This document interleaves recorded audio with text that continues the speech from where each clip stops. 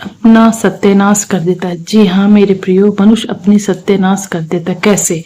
उन्हें जानकारी और उनको अज्ञान, बुद्धि, विवेक की कमी के कारण वो अपना सत्यानाश खुद करते हैं मनुष्य।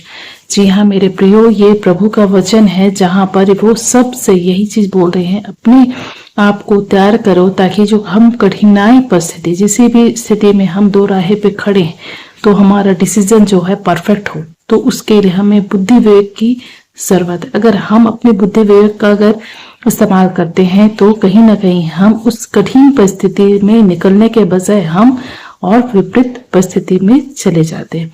तो यहाँ पर अशिक्षित के कारण और अपने चंचल स्वभाव के कारण ये मनुष्य ये चीजों को फेस करता है।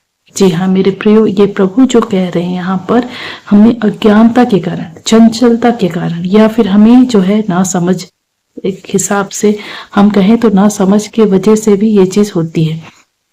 तो प्रियजन, यहाँ पर ये कह रहे हैं, यहाँ पे धर्म शास्त्र के अनुसार हमें यही कहा जा रहा है कि हमें अपने विवेक का इस्तेमाल कम करना चाहिए। हमें शिक्षित हैं, लेकिन हमें जो है शिक्षा का अभाव हमारे अंदर है, इस वजह से ही हम कहीं ना कहीं हम विपरीत परिस्थिति में फंस जाते हैं। जी हाँ मेरे प्रियो, अगर ईश्वर से हमें हर बात में विचार विमर्श करना, उनसे हमें बात करना है, उससे विवेक मांगना है, ताकि हम ये चीज से हम निकल नहीं पाए और हमारा सत्यानाश ना हो। इसका मतलब ये कि अगर हम अपने आप को ईश्वर के हाथों में सौंप देते हैं, उनके बताए हुए मार्गों पे चलते हैं, उनके नियम कानून को फॉलो करते हैं।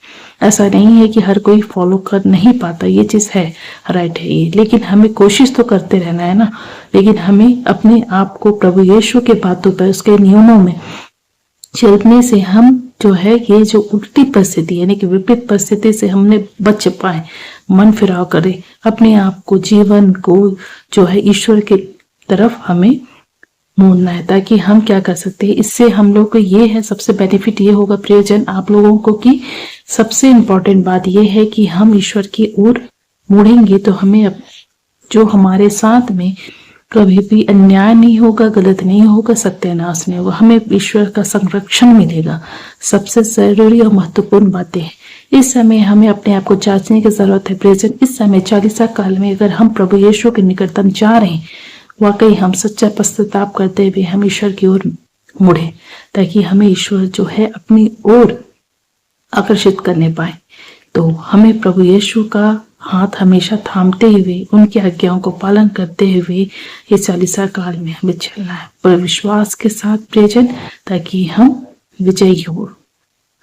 आपको प्रभु यीशु